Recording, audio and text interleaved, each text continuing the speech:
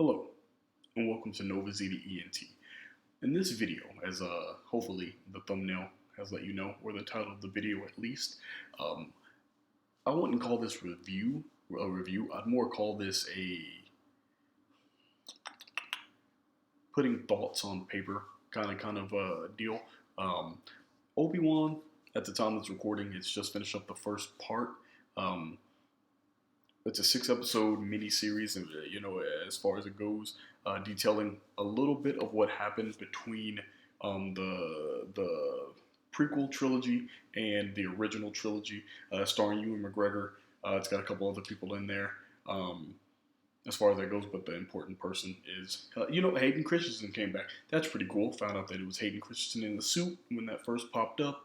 And he was also in there looking a little bit old, but time makes fools of us all. Um, I actually planned on making this with more of a negative connotation, but I mean, it's still going to be negative. Don't get me wrong. Overall, the series was the mini series was pretty bad. In my opinion, it's a lot of retcons. It felt foolish of them to make. It's like it's an insulted anybody who's a diehard fan of things, but it also kind of brought up having talks with my friends and random internet people.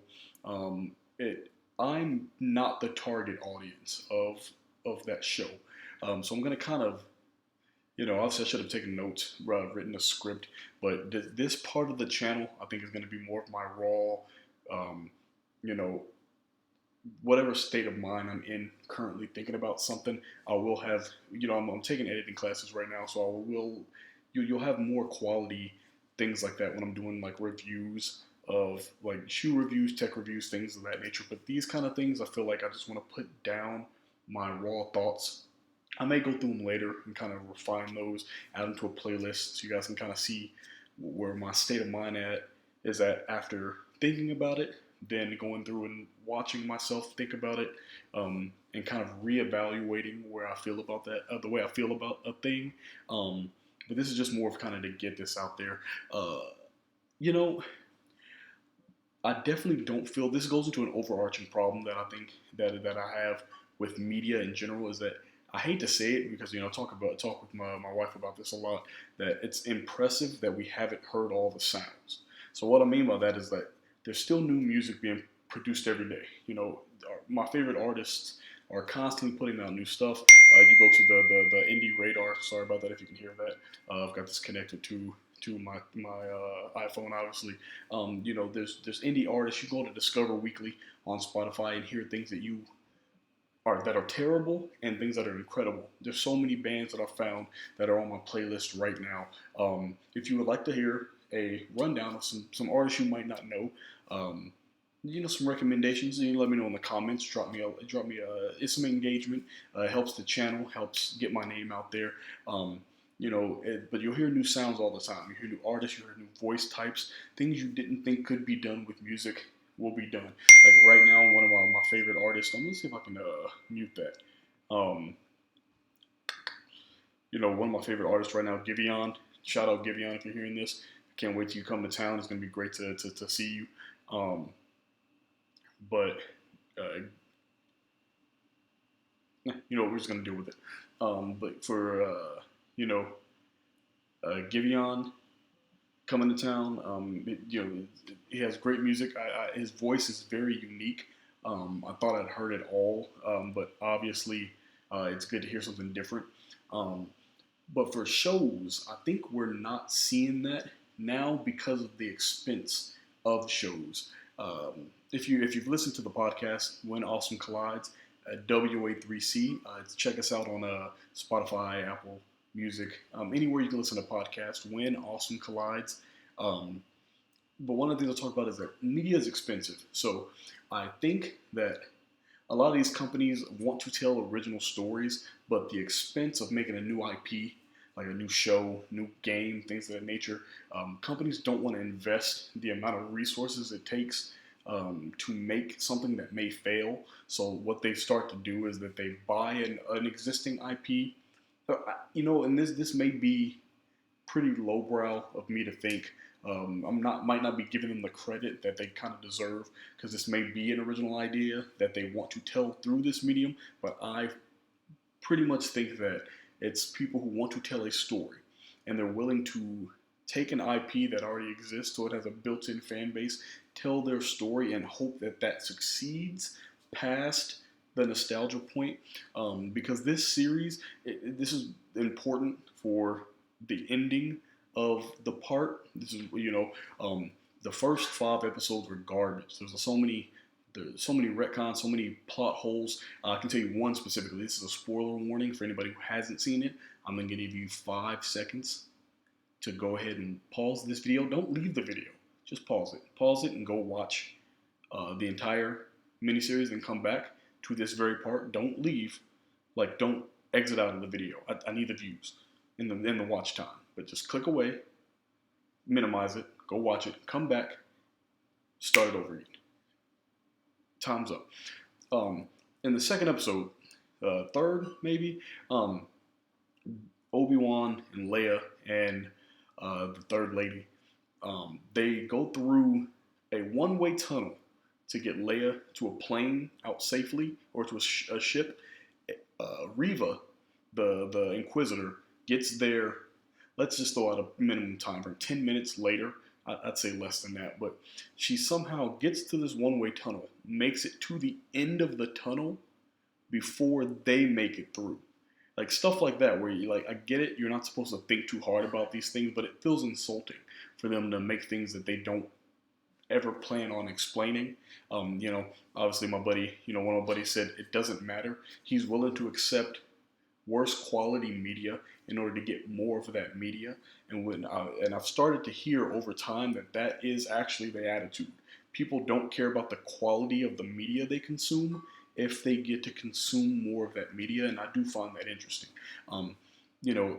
I don't, a lot of, if you're on Twitter, if you're chronically online like a lot of us nowadays, a lot of I do think it from a marketing perspective, that it's smart that these companies pre-build in excuses beforehand, like the whole Moses, the person who plays Reva, before the show even came out, Disney said they were preparing her for a lot of the racist comments that were going to come through. And I think personally that they did that as a way to scapegoat any bad that comes with the show. Because I think people were missing the point of the first part. Everybody's saying like, oh, she's a bad actress or whatever. Honestly, there's not a whole lot she could have done with the script that she was given. The show is just written, it's zany. Like, there's a part where, Leia and and Obi-Wan and the Imperial lady, they're walking out of the Death Star at that point, whatever ship they were, the Imperial ship, and they're in a trench. I'm not joking. They're wearing a trench coat, like, and her little legs are walking next to Obi-Wan's, and it's kind of funny in a slapstick zany way, but not at all what you would expect from Star Wars now. I know obviously when it was originally made, it was supposed to be a kids movie, but the zeitgeist adopted it as a different entity now, so it's kind of insulting for them to do stuff like that and just think that we're going to accept it, which we did, which is, again, the reason I'm talking about this. Sorry about that. The reason I'm talking about this is that I'm in the minority of those people. I'm a minority, but I'm in the minority of the people who are insulted when they make media knowing that someone will watch it, so they don't have to put the effort in.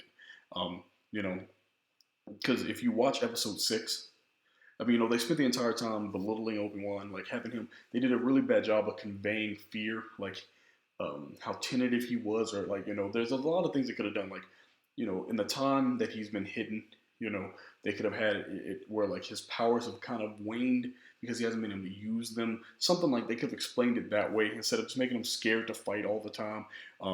He's constantly, making dumb decisions, like when they're talking to stormtroopers, which one of my biggest problems with Star Wars in general is that it's like scale. I get it, but I, for one, think that if I saw The Rock in the middle of Wisconsin, like Dwayne The Rock Johnson in the middle of Wisconsin, I would still recognize him, right? Like, the Jedi, it's only been like a couple years, like 10 years or 20 years after this, maybe 15, and after Order 66, the Jedi would be super famous. Like they'd be essentially like world police, galaxy-wide police. And you're telling me that he still dresses like a Jedi.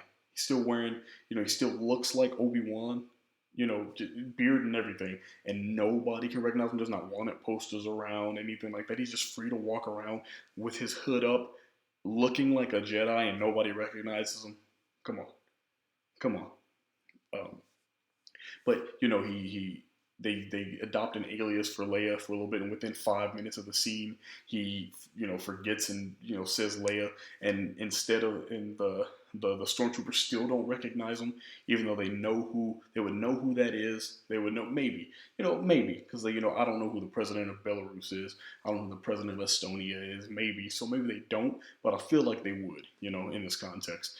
But they spent a lot of time doing stuff like that, like setting Ewan McGregor's Obi-Wan up as somebody who is essentially a shell of his former self, which if that was their goal, they kind of did get that done. I just think they did it in a very poor way to kind of for that legacy. But I know that Ewan McGregor was an executive producer on the show, so that means he was completely fine with the way they portrayed his character. So that's kind of sucky. But Reva, Moses, she couldn't have done a lot with the script. The script was very poorly written. The show looked great, like it looked great as far as like a show, not as like not if you consider it like a movie, like the budget that a movie would have, but as a show with like 6 episodes, I can't complain too much about the visuals because I thought they were great. Sound, I thought the sound was fine, the music was okay. The script was so bad that I felt like they set Moses up for failure, you know, because they wanted her to be this big bad. But the problem with prequels is that she's going to die, so or she doesn't exist in the original trilogy as anybody, so they have to find a way to write her out at some point. So you can't really invest a lot in that. You can't invest a lot as like, oh man, I hope Darth Vader doesn't find Obi-Wan and kill him. He doesn't. Oh man, I hope they don't kill Luke, because there's a part at the end where she goes to kill Luke. Reva goes to kill Luke, and it's like, oh, it's so tense. Like, oh, but he doesn't. She doesn't. Like, only new Star Wars fans, like children, who've never seen any of it, would even be kind of fooled by that, would even have any kind of tension there. But the part that's most insulting to me, that's the most insulting, is how good episode 6 was. So the bad blood created from the first 5 episodes almost completely evaporated, and then made me even angrier because the cinematography was on point. Obi-Wan felt like Obi-Wan. It was good to see something that you don't see in any of the Star Wars movies is Darth Vader be vulnerable. Like, because I do have a nostalgia boner for the original, or for the prequel trilogy, because it came out when I was in high school. Like I think we're freshmen in high school. Shout out to anybody I went to high school with. And they know who it is. We all went to go see it the day it came out. Great memory. But so I do have a lot of nostalgia for that. But it's cool to see Anakin go from kid, even though Hayden Christensen did not perform well in the role. It is super weird to see the memes that say, "Oh man, Reva is basically just Hayden Christensen. I can't. If you liked Hayden Christensen, you should like Reva." Nobody liked that rendition of Anakin. Like, he did his best, I think, but if he was going for hokey, he definitely succeeded. But it wasn't a great acting job then. So in episode 6, everything came together. It was good to see Obi-Wan get his feet back under him, because I felt like he had been dragged. Not as in it was a build-up leading to that, as in they poorly represented the character until they got to that episode, and they made up for it by having him kind of go above and beyond. But it was also good to see, Darth Vader still not be able to overcome his master, even though it's been years and he's got more powerful, because it kind of shows you that divide between, Anakin and Obi-Wan, and it lets you kind of know that's how he's been able to survive. Like, he's been resourceful. He, even though, the Emperor Vader, or Darth Vader is the most powerful person in the galactic, empire, beside obviously Palpatine, it still let you know that the reason why Obi-Wan's been able to evade capture all this time, and then before he became a hermit, which I hope they explain that well enough, it's kind of hard to go back and make those things. We've already made them, but it made you feel like, okay, I know why he could have survived. Vader couldn't come after him because he still wasn't strong enough. He's waiting for old age to catch up to him. Um, it's great. Like, it fleshes out the characters a lot. It does a good job of filling in, like, not gaps, but lore is important. Like, that's why the extended universe stuff, expanded universe stuff is so good. Like Clone Wars, Rebels, stuff like that. Like Rogue One, it's my favorite of the newest movies. I can go through. I can make another video explaining why. Go into more depth, but to kind of give you a synopsis of that, it's because when you write a, a closed loop movie or a tale of any kind, you're way freer. It's way freer. That's why one of my favorite anime is A Comic Got Kill. Even though I know the manga ended differently, it's just good to know when a writer can put his or her heart, or their heart on the page without leaving room for like they have to leave a cliffhanger. They have to leave room for there to be a possibility of more. They can really express themselves. So I do think that this kind of does give with the positive I'm taking out of this show. Overall, I have mostly negative things to say about Obi-Wan just because I don't think they did a good job in general. I think they were just trying to cash in on it and tell a new story. If they really wanted to have Reva, like if they really want representation, we can have. I'll have an entire video series, most likely, on why representation for representation's sake is bad. But if they were really trying to have more representation in that, doing that in between the old trilogy or the prequel trilogy and the original trilogy makes the least amount of sense. Like even if they had done it between the original trilogy and the sequel, the new trilogy, they could have that character reprise their role later on. It would have given them way more options, way more freedom. They would have a much longer time frame to work with. They could have just done it a ton better, and they chose just a stupid way to do it. I'm going to be completely honest with you. But more credit to those actors for doing their best with what they were given. But episode 6 kind of really felt like the first time they kind of got their stuff together. They really put an effort in to kind of show what needed to be done. And it makes me even angrier to know that, did they save all did they put all their eggs in that basket? Or did they not have a plan and they just started making something and it just kind of coalesced into an actually good ending to a series,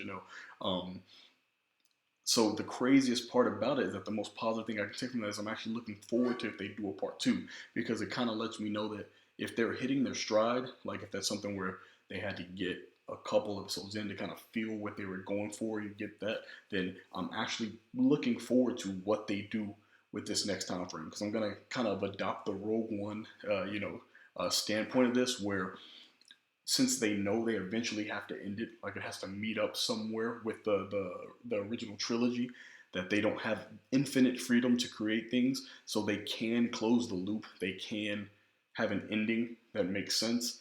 So I think that's pretty cool.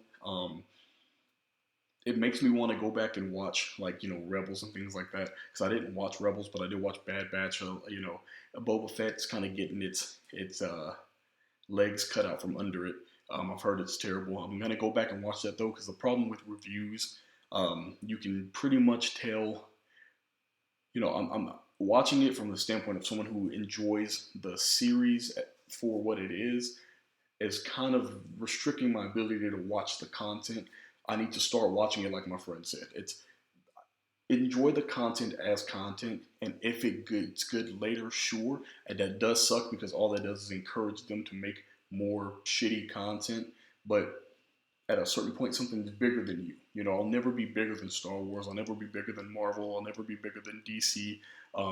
So either I can watch it from a critical, standpoint, like, one of the outlets that having this channel will do for me is that it allows me to be able to put pen to paper. I know I keep saying that, but, of these things that I watch, and that can kind of be what I use as an outlet to watch this media, to kind of get myself where it needs to be for me to enjoy those things, when you watch something that's so bad, it becomes good because you start to notice like little quirks about it that you can kind of enjoy.